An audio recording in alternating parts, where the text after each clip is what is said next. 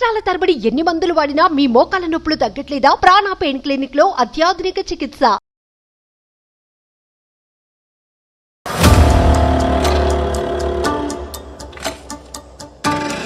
అందమైన జీవితం కార్యక్రమానికి స్వాగతం.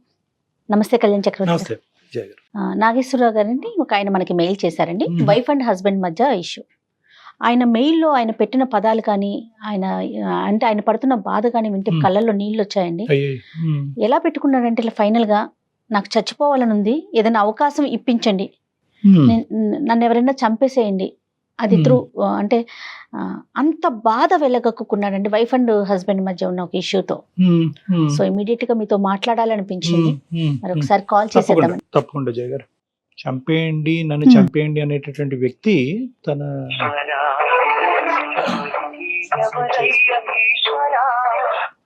నాగేశ్వరరావు గారండి, జయానండి, అందమైన జీవితం ప్రోగ్రామ్ నుంచి కాల్ చేస్తున్నాను. అవును మేడం, నేనే నాగేశ్వరరావును. నమస్తే నాగేశ్వరరావు గారు. నమస్తే మేడం. ఎస్ మీరు మెయిల్ చేశారు, సో కళ్యాణ్ చక్రవర్తి గారు కూడా ఉన్నారు, మరి ఒకసారి మాట్లాడతారా? మేడం మాట్లాడతాను మేడం. ఓకే అండి.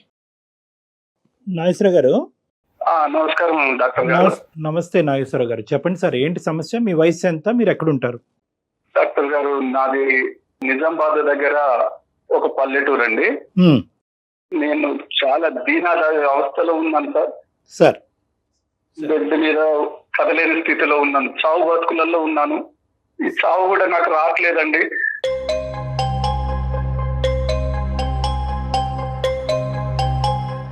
కాదు సార్, అంటే చావు బ్రతుకులు అంటే మంచం మీద ఉన్నారా మీరు? అవునండి, ఒక షుగర్ ఫ్యాక్టరీలో పనిచేసేవాడిని సార్ గత కాలం. ఓకే. అది హై టెన్షన్ వైర్లు ఎలక్ట్రికల్ తగిలి 3 అంతస్తుల నుంచి కింద పడి ఫైనల్ కార్డ్ దెబ్బతిని చావు బతుకుల్లో ఉండి దురదృష్టవశాత్తు బతికానండి.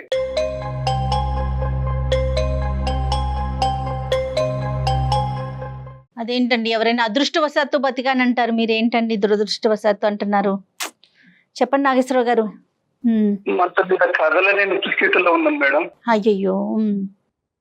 దేనికి కదలలేని స్థితిలో ఉన్నాను. ఓ, మీ పన్ను మీరు చేసుకోగలుగుతున్నారా? వాటి కూడా ఇంకొకరి మీద డిపెండ్ అవుతున్నారా? నా భార్య అన్ని నాకు చేసి పెడుతుంది మేడం. ఎన్ని సంవత్సరాలు అవుతుంది మీకు యాక్సిడెంట్ అయ్యి? యాక్సిడెంట్ అయ్యి 8 నెలలు అవుతుందండి. 8 నెలలు అవుతుంది. మ్యారేజ్ అయ్యి? వివాహం జరగండి, పెళ్ళయి 6 సంవత్సరాలండి. ఓకే. పిల్లలండి? పిల్లలు 3 ఏళ్ల బాబున్నాడండి. ఓ ఓకే. తనేం చేస్తుంటుంది మీ వైఫ్? ఈ ఒక 8 నెలలు మాకు చాలా ఆర్థిక పరిస్థితి బాగలేక జాబ్ కు పంపించానండి. జాబ్ వెతకంగా ఒక టెలికాలర్ గా జాబ్ నైట్ షిఫ్ట్ లో జాబ్ వచ్చిందండి. Very good. ఓకే. కొద్దిగా సో మీకేమి ఇప్పుడు ఆర్థిక పరమైన భారాలు ఏం లేవుగా ప్రస్తుతం? ఆర్థిక భారాల కంటే మానసిక బాధాలే చాలా ఎక్కువగా ఉన్నాయండి. అయ్యో. ఇంకా ట్రీట్మెంట్లు ఏదైనా ఉన్నారంటే, అంటే మెడిసిన్ ఏదైనా వాడాల్సిన పరిస్థితి ఉందా ప్రెసెంట్? చచ్చే వరకు మెడిసిన్ వాడాల్సిందండి.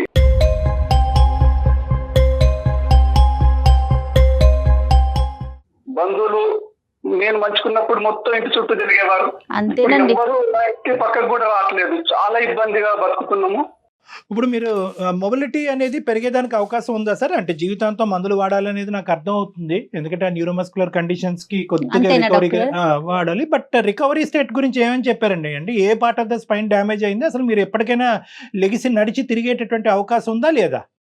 లేదండి, ఫైనల్ కార్డు మొత్తానికే డ్యామేజ్ అయింది అన్నారు. జీవితాంతము బతికినంత కాలము మంచం మీదే ఉండాలని చెప్పారండి. అదేలేండి. అంటే మీరు ఇప్పుడు యూరిన్ గానీ మోషన్ గానీ వీటికి కూడా డిపెండేనా? ఎవరన్నా తీసుకుని వెళ్ళాలా మీరు? నా భార్య తీసుకెళ్తుందండి. చాలా గ్రేట్ లేడీ. నా భార్య చూసుకుంటుందండి అన్ని. ఓపిక్ గానే ఉన్నారా సార్? మరి 8 నెలలు బట్టి ఆవిడ చేయటం అనేటటువంటిది పర్లేదా? ఆవిడ ఓపిక్ గానే చేస్తున్నారా? చాలా బాగా చేస్తుందండి, నన్ను బాగా చూసుకుంటుంది, నన్ను నా బాబును బాగా చూసుకునేది. కానీ ఇప్పుడు ఎలా చెప్పాలో నాకు అర్థం కావట్లేదండి. చెప్పండి. నేను భరించలేకపోతున్నాను. నాకు ఏదన్నా విషయం ఏదన్నా చంపేది డాక్టర్ గారు, నేను భరించలేను.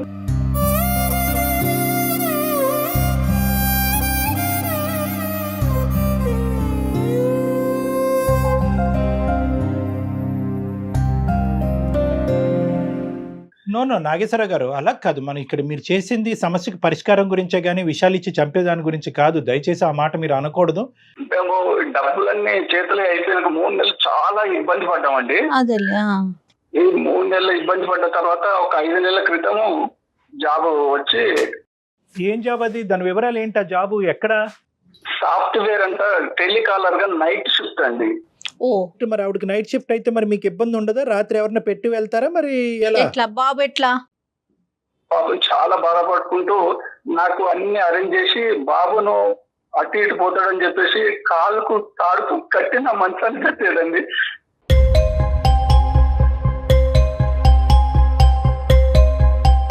అలా కదా, అంత చంటి పిల్లోడిని తాడు కట్టి మంచాన్ని కట్టవలసినటువంటి ఎవరు లేరా పెద్దలు అటువైపు ఇటువైపు సహాయపడే వాళ్ళు? ఎవరు లేరండి. అదే కదా మీ ఇద్దరమే సమస్య. మా కుటుంబం. ఈ పరిస్థితి వచ్చిన కానీ ఎవరు మా దగ్గర కూడా రావట్లేదు.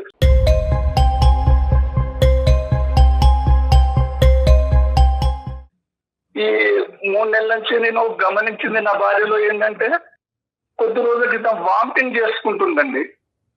ఆ, వామిటింగ్ చేస్తుంటే నా భార్యను పిలిచి అడిగానండి, ఏంటి ఇట్లా వామిటింగ్ చేసుకుంటున్నామని. ఫుడ్ పాయిజన్ అయిందండి అని స్టార్ట్ చేసేది. ఉమ్, 3 నెలల తర్వాత డౌట్ వస్తే అమ్మాయిని గమనించినప్పుడు పొట్ట పైకి వచ్చినట్టు కనిపించి నిలదీసి అడిగాను. అయ్యో రామ్మ, ప్రెగ్నెంట్? ప్రెగ్నెంట్.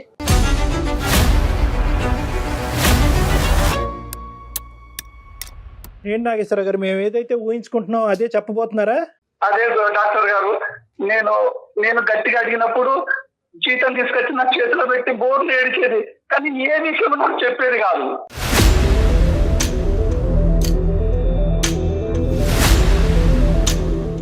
అంటే నేను ఇలా అడుగుతున్నానని మీరేం అనుకోవద్దు. మీరైతే ప్రస్తుతం లాస్ట్ 8 months లో ఆ శారీరక పరంగా ఆవిడకి దగ్గర అయ్యేది కూడా ఇంపాసిబులే కదా మీ పరిస్థితి బట్టి? లేదండి, నేను అసలు ఆమెను తాకే పరిస్థితి కూడా లేదు. సో కూడా లేదండి. రైట్ ఇప్పుడు నాకు క్లియర్ గా అర్థమైందిలేండి. ఆమె నేను అడిగినప్పుడల్లా ఏడుస్తుంది, కానీ ఏ విషయం నా దగ్గర చెప్పట్లేదు. చెప్పట్లేదు ఆవిడ. ఈమె జాబ్ పోయినప్పుడల్లా నైట్ నాకు వాళ్ళు అక్కడ ఏం చేస్తున్నారో అని నాకు నిద్ర లేకుండా నా మైండ్ కొంచెం చావాలనిపిస్తుంది డాక్టర్ గారు.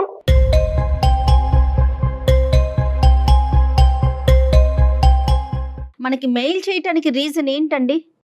నాకు చెప్పట్లేదు కదా, కనీసం మీకైనా ఈ విషయం చెబుతుందో అని చెప్పేసి మీకు మెయిల్ చేశాను డాక్టర్ గారు. ఏ కారణం చెప్పినా కూడా ఈ రోజు నాగేశ్వరరావు గారు తట్టుకోవడానికి రెడీగానే ఉన్నారా? ఎందుకంటే ఇక్కడ ఆబ్వియస్లీ మీ వల్ల కానటువంటి ప్రెగ్నెన్సీ ఆవిడకి వచ్చింది. మరి నిజంగా వాస్తవానికి ఏంటంటే ఇక్కడ ఏ చెప్పినా కూడా ఎవరి వల్ల వచ్చింది అనేటటువంటి ఫ్యాక్ట్ ఒకటి చెప్తుంది, ఎందువల్ల వచ్చింది అన్నది చెప్తుంది, ఉంచుకుంటుందా ఊడుతుందా అనేటటువంటి అంశం గురించి చెప్తుంది. ఈ 3 అంశాలే చెప్తుంది. నాగేశ్వరరావు గారు ఎటువంటి సమాధానానికి మెంటల్ గా ప్రిపేర్ అయి ఉన్నారు? డాక్టర్ గారు, ఇద్దరు ఒకే ఇంట్లో ఉండి ఇలాంటి భరించలేను డాక్టర్ గారు. నేను కావాల్సి ఉంటే నన్ను ఏదో అనాథాశ్రమంలో పంపించి తన సుఖం తను చూసుకున్నా పర్లేదు.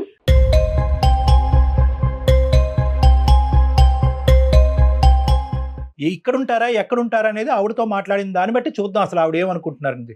ఫస్ట్ ఆవిడ ఉంటే ఆవిడకి ఇవ్వండి ఫోను. ఓకే డాక్టర్ గారు. కుసుమా, ఒకసారి ఇక్కడ ఒకసారి ఫోన్ మాట్లాడుతున్నారు. డాక్టర్ గారు వచ్చారు, ఫోన్ లైన్ లో ఉన్నారు. ఏంటిది? నేను ఈ డాక్టర్ గారు, అదే మన కళ్యాణ్ చక్రవర్తి గారు, డాక్టర్ గారు నేను మెయిల్ పెట్టాను మన సమస్యల గురించి కొంచెం సార్ వెంటనే విన్నవించుకున్నాను, మీతో మాట్లాడతారంట. సరే మరి.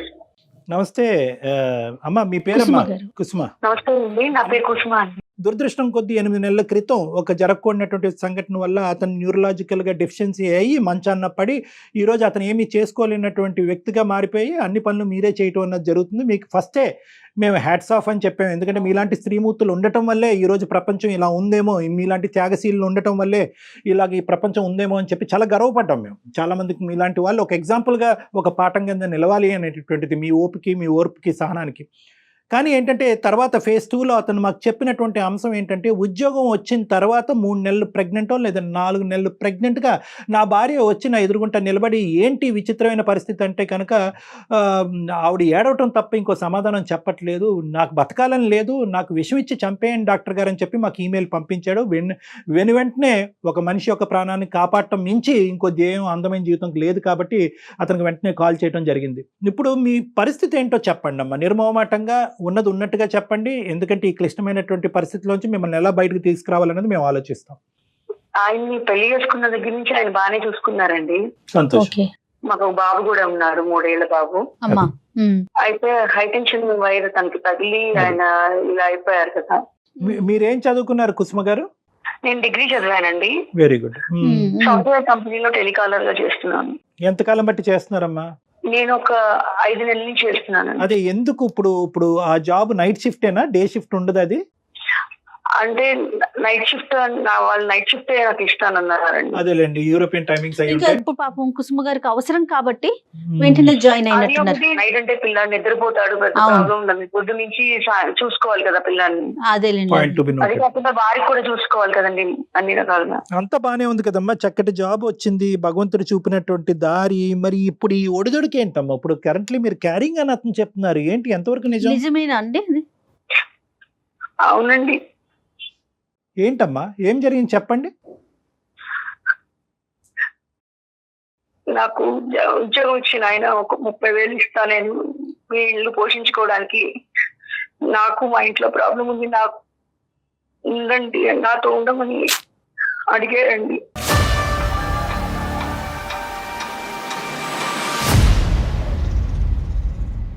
అంటే మీరు అతనికి అలా ఉండటానికి గురించి ఆ 30,000 లేదంటే ఉద్యోగం చేస్తున్నందుకు 30,000?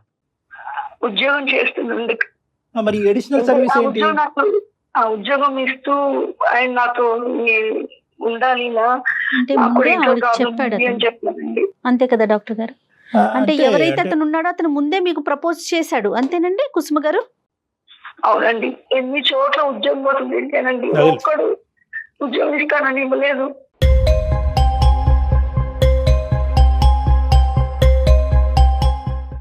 కానీ నా ఫ్యామిలీ నాకు ఇంపార్టెంట్. ఆయన కూడా నా బిడ్డ లాంటి వాడి కదండి. ఆయన మనసులో ఉన్న అతనికి మందు కావాలి, తిండి కావాలి.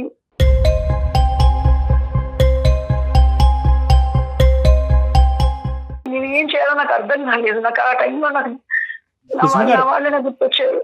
అదేలే తల్లి, అవసరం మీ చేత తప్పు చేయించింది అని అంటారు, కానీ తప్పు చేయటం అనేది ఒక తప్పు లేదండి. నేను తప్పు కప్పించుకోవట్లేదు, చేశాను. ఎవరు ఏమండి అన్నం పెట్టాలి, వాళ్ళని పొద్దున్న లేస్తే నేను వాళ్ళకి నీడ్ అన్ని చూసుకోవాలి కదా, ఎక్కడి నుంచి తీసుకురమ్మంటారు?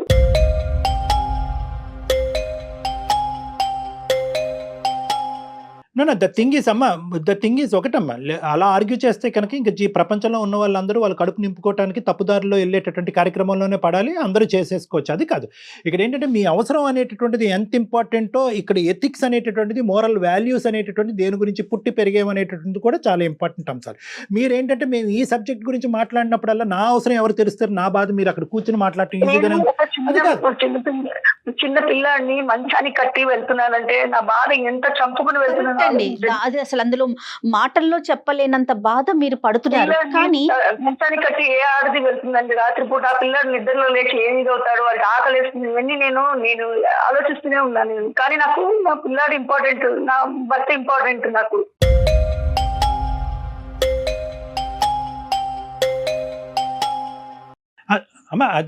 అదంతా మాకు ఇప్పుడు అర్థం అవుతుందమ్మా. But at the end of the day, బాబు ఎలా ఉన్నాడు, భర్త ఎలా ఉన్నాడు అని ఆలోచించేటటువంటి స్త్రీ పక్కన ఒక మగాడిని పెట్టుకుని ఆ సుఖాన్ని ఎలా పంచుకుంటదమ్మా? నాకు తెలియక అడుగుతాను. అవసరం కరెక్టే.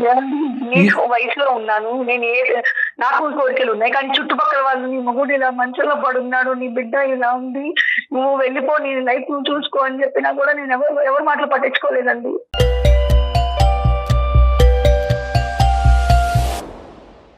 అలా వెళ్ళిపోవాల్సింది, ఇరుగు పరుగు చెప్పినటువంటిది. ఈ అడ్డదిడ్డమైనటువంటి దారిలో వచ్చి ఈరోజు అతనికి ఉన్నటువంటి ఈ శారీరకపరమైనటువంటి మంచం పట్టినటువంటి సమస్య అతనికి చిన్న గోరంత కనిపిస్తుంది. ఈరోజు మీరు మనసు విరగ్గొట్టారు చూడండి, అది కొండంత కనిపిస్తుంది అతనికి. మీరు ఇప్పటి వరకు అతనికి ఏ సహాయం చేయకపోయినా పర్లేదు, ఇది చాలా అతని జీవితానికి. చనిపోయాడు అతను. నేను బాధపడేది అదే డాక్టర్ గారు. నేను చూసుకుంటే ఎలా బతికేది డాక్టర్ గారు.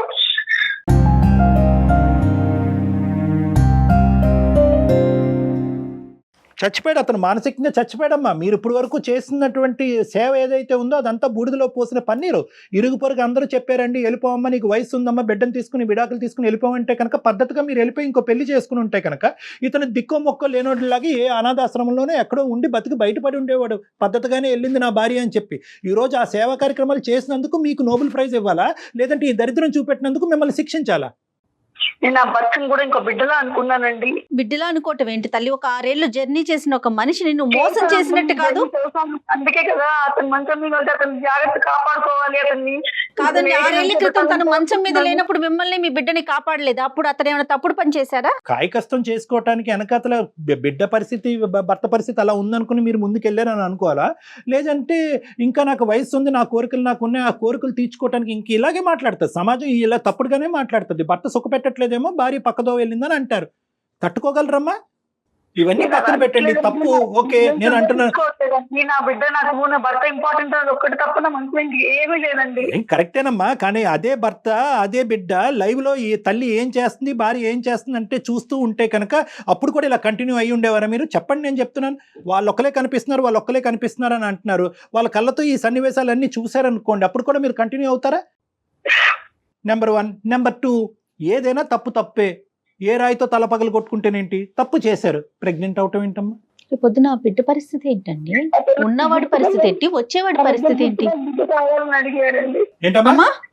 తన గుర్తుగా మన ఇద్దరు గుర్తుగా బిడ్డ కావాలని అడిగాడండి. ఓరి ఈడు ముద్దు తగలయ్యా. అప్పుడు వాడికి ఏమేమి కోరికలు ఉన్నాయి ముందే లిస్ట్ చెప్పుంటే కనుక ఈ ఉద్యోగం ఉంటుందో ఊడుతుందో అప్పుడే డిసైడ్ అయ్యి ఉండాలి కదమ్మా. ఒకటేమో భార్య కరెక్ట్ కాదు రావాలంటాడు, రెండోది అంటే సెక్షువల్గా ఆవిడ కరెక్ట్ కాదు రావాలని అంటాడు, మూడోది ముద్దుగా బిడ్డనివ్వాలి అని అంటాడు. ఏందమ్మా ఈడు కోరికలు?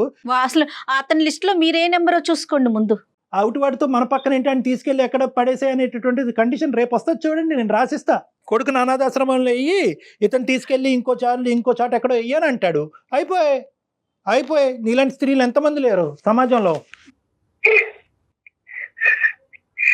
ఏంటి ఇప్పుడు చేసేటటువంటి పరిస్థితి ఏంటి అదైనా వివరించండి. ఇప్పుడు మీరు మౌనంగా ఉండి ఇప్పుడు అతనికి నాగేశ్వర గారు మీ ప్రశ్నకి సమాధానం దొరికింది. కట్టుకున్న భర్తను కూడా ఒక కొడుకులాగా భావిస్తున్నాను, నాకు 2 కొడుకులు, వీళ్ళిద్దరిని కాపాడటం కోసం నేను ఆ పని చేశానంటే అది అసలు ఎంతవరకు జగన్ కరెక్ట్ ఒకటి అండి? వెరీ క్లియర్, వాళ్ళిద్దరూ లైవ్ లోనే ఉన్నారు కాబట్టి ఇద్దరికి నేను చెప్పేది ఏంటంటే, ఎటువంటి సంజాయిషి చెప్పినా కూడా at the end of the day it's an ethical mistake.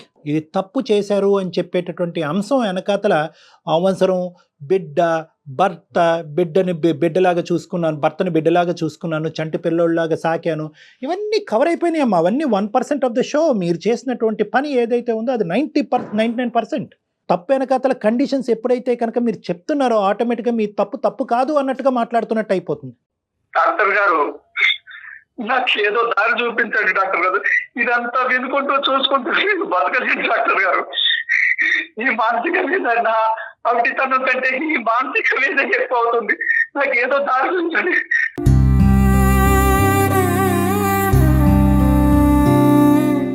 ఒక్క నిమిషం ఓర్పుగా ఉండండి. ఒక్క నిమిషం నాగేశ్వరరావు గారు ఆలోచిస్తున్నారా కుసుమ గారు? ఇప్పుడు డాక్టర్ గారు చాలా వ్యాలిడ్ పాయింట్ చెప్పారండి. ఒక్కసారి ఆలోచిస్తున్నారా కనీసం? మీరు చేస్తుంది తప్పు అని అసలు ఒక ఆలోచన అంటూ వస్తుందా మీకు? మీరు సమర్థించుకుంటున్నారు ఇంకా కూడాను? తప్పు చేశాను, ఒప్పుకుంటున్నా. నేను తప్పు చేశాను, కానీ నేను చెప్పినది నిజమే చెప్తున్నాను. నా ఫ్యామిలీ కోసం నేను ఏం తప్పు చేసినా ఫ్యామిలీ కోసం ఆ టైంలో నాకు ఆ సిచ్యువేషన్ లో నేను ఏం చేయాలో అర్థం కాలేదు. ఓకే నా అవసరం అలాంటిది కాబట్టి నేను ఇలా దిగజారిపోయాను అనేటువంటి మాట అనుకోకండి. మీరు ఎప్పుడు కూడా నేను ఒకటే పాయింట్ చెప్తున్నాను, మీరు చేసిన ఎంతో మంది దగ్గరికి వెళ్ళానండి, ఒక్కరు సాయం చేయలేదు మాకు. ఎవరు సహాయం చేయలేదు తల్లి, కాదనట్లేదు. ఈరోజు మీ హస్బెండ్కి ఏం చెప్దాం అనుకున్నారు? ఈ కార్యక్రమం మొదలుపెట్టి ఆ మహానుభావుడితో ఈ పనికిరాని ప్రయాణం స్టార్ట్ అయిన తర్వాత ఆడు ఓన్లీ ఫిజికల్ కాదు, బిడ్డ కావాలని కూడా కండిషన్ పెట్టాడు మహానుభావుడు. చాలా పెద్ద ఎజెండా మీద ఉన్నాడు. ఎంతమందిని కడుపు చేశాడో మరి నాకు తెలియదు. కానీ ఇప్పుడు నీ భర్తకి ఏమని చెప్దాం అనుకున్నావు? ఏమని చెప్పినా కూడా మంచాన్ని మీద పడిన నీ గురించి నేను చేస్తున్నాను, బిడ్డ గురించి నేను చేస్తున్నాను అనే ఒక కథ ఇప్పుడు ఏదైతే మీరు మాకు వినిపిస్తున్నారో, సారీ కథ అంటే కనుక మళ్ళీ మీకు కోపం వస్తుంది, ఇటువంటి చెప్తే కనుక అతను చల్లబడిపోతాడు అనుకుంటావా? 6 సంవత్సరాల పాటు ప్రయాణం చేసినటువంటి నీ భర్త యొక్క వ్యక్తిత్వం మీకు తెలియదు? ఆయనకి చెప్పలేకపోయాను, చెప్పుకోలేకపోయాను కాబట్టి నేను మౌనంగా ఉండిపోయానండి. లేదు, మౌనం అంగీకారం బేసికలీ కాదు. ఇప్పుడు 3 నెలలు మీరు చెప్పలేకపోయారు, ఇంకొక 6 నెలలు పోయాకైనా చెప్పాలిగా. ఈ రోజు ఆ పెద్ద ఆయన అలా విలపించుకుంటూ మమ్మల్ని అడుగుతున్నాడు. అతను మంచం మీద పడి అతను వెన్నుపోసి ఇరిగిపోయి ఈ కర్మను ఎక్కడ కూడా ఊహించుకుని ఉండడు. లేదంటే కనుక ఎప్పుడైతే వెన్నుపోసి ఎరిగిందో ఇది ముందుగానే తెలిస్తే కనుక ఆ రోజే విషయం మింగి చచ్చిపోయి ఉండేవాడు అతను. చెప్తున్నాను నిజంగా, ఎందుకురా దేవుడా బతికించేవని అంటున్నాడు అతను. ఇప్పుడు ఈ సమస్యకి పరిష్కారం డాక్టర్ కళ్యాణ్ చక్రవర్తి చెప్పాలా, కుసుమ చెప్పాలా? మీరు ఏమండి, ఆయన నన్ను పెళ్లి చేసుకుంటానని చెప్పారు. ఎవరు? ఆయన పెళ్లి చేసుకుంటా అన్నారు. వాడికి ఇదే పనా అమ్మా? నిన్ను నీ పిల్లాన్ని కూడా చూసుకుంటానని చెప్పారండి. ఓకే, ఇది కూడా. సో మొత్తం అన్ని కండిషన్లు మాట్లాడుకుందాం. ఒకటి ఏంటంటే భార్యతో గొడవ కాబట్టి నువ్వు ఉండాలి, రెండోది ఏంటంటే ఆవిడ ఫిజికల్ గా ప్రాబ్లం కాబట్టి నువ్వు సెక్షువల్ గా నన్ను సుఖపెట్టాలి, బిడ్డను కావాలి, ఫైనల్ గా పిల్లోడిని కూడా కనాలి. ఇంకా ఇది రాలేదేంటి? మీ ఆయన మెడ పట్టుకుని బయటకు గెంటాలి అనేది రాలేదేంటమ్మా? ఇవన్నీ డాక్టర్ గారు, ఇంకా నేను బతికి ఏం చేయాలండి డాక్టర్ గారు?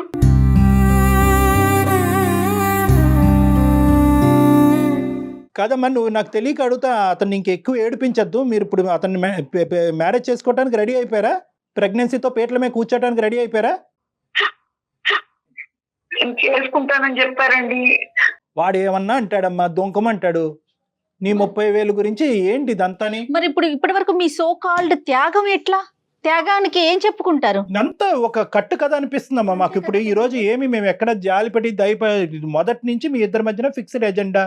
నీకేంటంటే కోరికలు తీరలేదు, అతనికి అక్కడి నుంచి కోరికలు తీరలేదు కాబట్టి కోరిక కలిసి ఈ రోజు నువ్వు ప్రెగ్నెంట్ అయింది, ప్రెగ్నెన్సీకి ఒక బిడ్డ సాక్ష్యం అవ్వబోతున్నాడు కాబట్టి పెళ్లి చేసేసుకుందాం. దానికి మీరు రెడీగా ఉన్నారు. ధైర్యం చేసి ఎదిరించేటటువంటి భర్త ఎలాగా లేడు. గట్టిగా అరిస్తే అతను ప్రాణాలు పోయేటట్టు ఉన్నాయి. అతను ఎవరు సానుభూతి చూపెడతారు మీకు? ఈ బిడ్డను ఏం చేద్దాం అనుకుంటున్నావు? నా బిడ్డను కూడా చూసుకుంటా అన్నారండి. ఆవిడ ఫిక్స్ అయ్యారు కళ్యాణ్ గారు. మీరు ఇంతవరకు ఏమనుకుంటున్నారంటే ఆవిడని మోటివేట్ చేయాలనుకుంటున్నారు. ఆయన కూడా మనసులోనే ఉంది, ఇద్దరు సేవ చేసుకుంటాను. అమ్మా, నీకు అలాంటి పరిస్థితి వస్తే మీ భర్త అలా చేస్తే ఎలా ఉంటుంది ఒకసారి ఊహించుకో కనీసం. అక్కడి వరకు వెళ్ళరుగా. ఏమ్మా, బాధ్యతలు పరిస్థితుల వల్ల కంప్లీట్గా కూరుకుపోయావో, లేదంటే నీ ఆలోచన మీద నీ కంట్రోల్ పోయిందో, ఏదన్నా అవనియండి అమ్మా. ఇప్పటికైనా ఇది ఒక గొప్ప అవకాశం ఈరోజు మీరు మాతో మాట్లాడటం. ఒకప్పుడు నిజంగా నాకు కనువిప్పు కలిగింది, ఒక ఆలోచన ఇప్పటికైనా వచ్చింది అనేటటువంటి మాట మీరు అంటే కనుక ఎటువంటి ఆప్షన్స్ ద్వారా మీరు ఇందులోంచి బయటపడచ్చు అనేది మేము చెప్తాం. అంతేగాని అంతేగాని బిడ్డ పుట్టేస్తున్నాడు కాబట్టి వాడు పెళ్లి చేసుకుంటాడు ఇలా కాదు. ఇప్పుడు ఏం జరగాలి అనేది ఇప్పుడు 2 ఆప్షన్స్ అమ్మా. అబార్షన్ చేయించుకో అనేటటువంటి మాట మేము చట్టరీత్యా మేము చెప్పకూడదు. ఎందుకంటే అది కంప్లీట్గా ఒక తల్లికి సంబంధించినటువంటి ఒక హక్కు. అది నీ భర్త వల్ల వచ్చినా వేరే వాళ్ళ వల్ల వచ్చినా. లేదండి, కడుపులో ఉన్నటువంటి బిడ్డను ఆ విధంగా చేసుకోవటం నాకు ఇష్టం లేదు, ఆడు దొంగ అయినా దరిద్రుడైనా కూడా బిడ్డను అలా చేసుకోవటం అంటే కనుక ప్రెగ్నెన్సీ కంటిన్యూ అయ్యి బిడ్డను అతనికి దారదత్తం చేయండి. ఆ బిడ్డ గురించే కదా అతను వేచి ఉన్నాడు. అతనికి ఇచ్చేసేయండి ఆ బిడ్డని. నెక్స్ట్ మీ భర్త గారిని అడగాలి, ఏమయ్యా ఇంత అన్యాయం చేసినటువంటి నీ భార్యను నువ్వు క్షమిస్తావా, ఉంటావా, ఇప్పటికీ కూడా నన్ను ఒక అనాథాశ్రమంలోనే ఎక్కడో పడేయండి అనేటువంటి మాట అంటావు అనేది బాల్ అతను కోర్టులో ఉంది. ఎందుకంటే ఈ విధంగా తప్పుదోవలో వచ్చినటువంటి స్త్రీని క్షమించి అతను యాక్సెప్ట్ చేస్తాడా లేదా అనేటటువంటిది ఫస్ట్ మీ రియలైజేషన్ బట్టి ఆధారపడి ఉంటుంది. ఫస్ట్ మీరు పూర్తిగా మనసు విప్పి మీరు చెప్పగలుగుతున్నారా? అవునండి, నేను మారుతాను. ఏ విధంగా మారుదాం అనుకుంటున్నారమ్మా? నేను అబార్షన్ చేయించుకుంటానండి. మేం ప్రెషర్ పెట్టినట్టు కాదు, అది మీ నిర్ణయం. లేదండి, నాకు నా భర్త కావాలి. నీ భర్త కావాలి, నీ కొడుకు, నా పిల్లడే కావాలండి. మరి అతనికి ఏమని చెప్తారు? అతను ఏవో చాలా ప్రామిసులు చేశాడు కదా, 30,000 కాదు 60,000 ఇస్తానంటాడు ఇప్పుడు ఇంటికి వెళ్ళగానే. నేను మానేస్తానండి, ఉద్యోగం మానేస్తాను. మరి బ్రతుకు తెరువు? కళ్యాణ్ గారు, దానికి మనం 190 ఉన్నాయండి అవకాశాలు. ఎలాంటి బిజినెస్లు చేసుకోవచ్చు, ఇంట్లో ఉండే సంపాదించుకునే మార్గాల్ని సుమన్ టీవీ ద్వారా నేను చెప్తానండి. Okay, very good. అవకాశం మనం ఆఫర్ వచ్చిందమ్మా నీకు. కానీ ప్రెగ్నెన్సీ అనే విషయం మాత్రం అమ్మ కుసుమ గారు మీరు ఇక్కడే డెసిషన్ తీసుకోవద్దు. అది ఎలా అనిపిస్తుంది అంటే చూసే ఆడియన్స్ కూడా మేమేదో రాంగ్ వేలో తీసుకెళ్ళినట్టు అనిపిస్తుంది. మీరు నిదానంగా ఆలోచించుకోండి, దాని గురించి మళ్ళీ మాట్లాడదాం. ఈ ఎపిసోడ్ అయిపోయిన తర్వాత మళ్ళీ ఒకసారి డాక్టర్ గారు మీరు నేను ఒకసారి ఫోన్లో మాట్లాడి ఏం చెయ్యొచ్చు ఎలా చేయొచ్చు అనేది మాట్లాడొచ్చు. ఏమంటారు కళ్యాణ్ గారు? అంతేనా? నీ ఉద్యోగ అవకాశం నీ బ్రతుకు తెరువు గురించి ఆవిడ చూసుకుంటా అన్నారు. ఇక్కడ మన దగ్గరే ఉండేటటువంటి ఆపర్చునిటీస్ ఏ విధంగా ఉన్నాయన్నది ఆవిడ మీకు వివరంగా చెప్తా అన్నారు. ఫస్ట్ అన్నిటికంటే ముఖ్యం ఏంటంటే నువ్వు బలంగా నీ తప్పును అంగీకరించి నీ నిర్ణయాన్ని నువ్వు మాకు చెప్పి తద్వారా నాగేశ్వరరావు గారు మిమ్మల్ని ఈ పద్ధతిలో యాక్సెప్ట్ చేయగలరా లేదా అన్నది మాట్లాడాలి. నాగేశ్వరరావు గారు. మేడం చాలా సంతోషం మేడం. డాక్టర్ గారు, సుమన్ టీవీ మీరు మా కుటుంబాన్ని నిలబెట్టారు డాక్టర్ గారు. నాకు ఇది సమ్మతమైన డాక్టర్ గారు. ఓకే అండి, ఇంకా ఈ సబ్జెక్ట్ గురించి మీరిద్దరు ఏం మాట్లాడుకోవద్దు. ఎందుకంటే కనుక ఈ డిస్కషన్ ఇంకా మీ ఇద్దరి మధ్యన ఎటువంటి గ్యాప్ పెంచకూడదు. మీ ఇద్దరిని కలిపి హ్యాపీగా ముందుకు ప్రయాణం చేయాలి అనేటటువంటి విధంగానే మా యొక్క హెల్ప్ ఉండాలి. కానీ ఒక అనుమానాస్పదమైనటువంటి ధోరణితో రేపొద్దున కుసుమ ప్రతిసారి బయటకు వెళ్తుంది, ఎక్కడికి వెళ్తుంది అనేటువంటి అనుమానంతో నాగేశ్వరరావు గారు ఉంటాం. ఇటువంటి డిస్కషన్స్ అనేటువంటిది రానున్న రోజుల్లో ఉండకూడదు. ఇక్కడి వరకే కాదు, ఇంకా ఏంటంటే ఫాలో అప్లో కూడా ఏంటంటే మేము కుసుమ గారితో టచ్లో ఉంటాం. కుసుమ గారు డైరెక్ట్గా వచ్చి మాతో మాట్లాడతారు. ఆవిడకి కావాల్సినటువంటి ఉద్యోగ అవకాశాలు మేము చూస్తాం. దాంతోపాటు ఏంటంటే ఎవరైతే ఈ వెనకతల నుంచి నడిపిస్తున్నటువంటి కిరాతకుడు ఎవరైతే ఉన్నారో అతను కూడా బుద్ధి చెప్పేటటువంటి ప్రయత్నం మేము చేస్తాం. రైటా కుసుమ గారు, మీకు ఓకే కదా? అలాగేనండి. రైట్, ఇదే స్ట్రాంగ్ గా ఉండండి అమ్మా. నమస్తే అమ్మా. రైట్, నాగేశ్వరరావు గారు ధైర్యంగా ఉండండి. అవును మేడం. రైట్, సంతోషం. నమస్తే. నమస్తే. అంటే ఎలా ఉందంటే చూసారా మేడం, తప్పు చేసాక దాన్ని సమర్థించుకునేటటువంటి ప్రయత్నానికి మనం వాడేటటువంటి కారణాలు ఎంత గొప్ప కారణాలన్నా అవనియండి, at the end of the day తప్పు విల్ ఫిల్టర్ అవుట్. అంతే కదండి, అంతే కదా. తప్పు తప్పే కదా కళ్యాణ్ గారు ఎప్పటికైనా. అంటే మైండ్ సెట్ అలా పనిచేస్తుందండి, అప్పుడున్న పరిస్థితులను బట్టి అట్లా మారిపోతుందా కళ్యాణ్ అంతే గారు? కదమ్మా. ఇప్పుడు తప్పు చేసేటటువంటి స్త్రీ అయితే కనుక భర్త బయటకు వెళ్ళి ఆ 8 సంవత్సరాలు 6 సంవత్సరాలు బయటకు వెళ్ళినప్పుడల్లా ఇవి బయటకు వెళ్ళి తప్పు చేయొచ్చుగా. ఈ రోజు ఏంటంటే మనం అటువంటి తప్పుని మనం ఈ రోజు సమర్థించట్లేదు. కానీ ఆ డిప్రెషన్లో ఏదంటే పగలనక రాత్రనక అటు ఇటు ఎడమవైపు కుడివైపు ఎవరు సపోర్ట్ లేక, తినడానికి తిండి లేక, డబ్బులు అవసరం అయ్యి ఎవరు దిక్కుతోచినటువంటి పరిస్థితుల్లో పోనీలే ఏముంది, శరీరాన్ని అమ్ముకుని ఈరోజు భర్తని కుటుంబాన్ని కాపాడదాం అనేటటువంటి పరిస్థితి, దయనీయమైనటువంటి పరిస్థితి రావటం అనేటటువంటి జరుగుతూ ఉంటుంది. దాని అంటే ఫ్యూచర్ ని ఆలోచించుకోరా? ఇంకేముండదు. ఇంకక్కడ ఏంటంటే ఉన్న బిడ్డ పరిస్థితి ఏంటి, రేపు పొద్దున వచ్చే వాళ్ళ పరిస్థితి ఏంటి, అంత మైండ్ సెట్ ఉండదండి. అన్నిటికంటే చావు కంటే పెద్ద బాధ ఏదన్నా ఉంది అంటే ఒక మనిషికి అవసరం అమ్మా. చచ్చిపోయే వాళ్ళు చాలా ఈజీగా చనిపోతారు. ఎందుకు బతకాలి అనేటటువంటిది వాళ్ళు ఊరి తీసుకుంటారు, లేదంటే ఇంకో విధంగా సూసైడ్ చేసుకుంటారు. నేను బతకాలి కానీ నా అవసరం ఎవరు తీరుస్తారు, నా భర్త నా పిల్లల యొక్క అవసరం ఎవరు తీరుస్తారు అనేటటువంటి బాధ ఉంటుంది చూడండి, ఆ ముళ్ళు ఉంటుంది చూడండి, అది మనిషిని మానసికంగా బతుకుండగానే చంపేస్తుంది. సో అందులోంచి బయట పడాలి అనేటప్పుడు ఏది ఎతికలు, ఏది మోరలు, ఏది రాంగ్, ఏది రైట్ అని ఆలోచించినటువంటి పరిస్థితిలో ఉంటారు. ఆవిడ అంటే మనస్ఫూర్తిగానే ఒప్పుకున్నారంటారా? మనం డైరెక్ట్ గా కలిసినప్పుడు కూడా మాట్లాడదాం. ఇది ఎక్కడితో ఆగే కథ కాదు, ఇది మిగతా కథ. చాలా చక్కటి సొల్యూషన్ కళ్యాణ్ గారు, చాలా సంతోషం అనిపించిందండి. రైట్, చూద్దాం. నమస్తే. సుమన్ టీవీలో మీ పర్సనల్ అండ్ బిజినెస్ ప్రమోషన్స్ కోసం కింది నెంబర్ కి కాంటాక్ట్ చేయండి.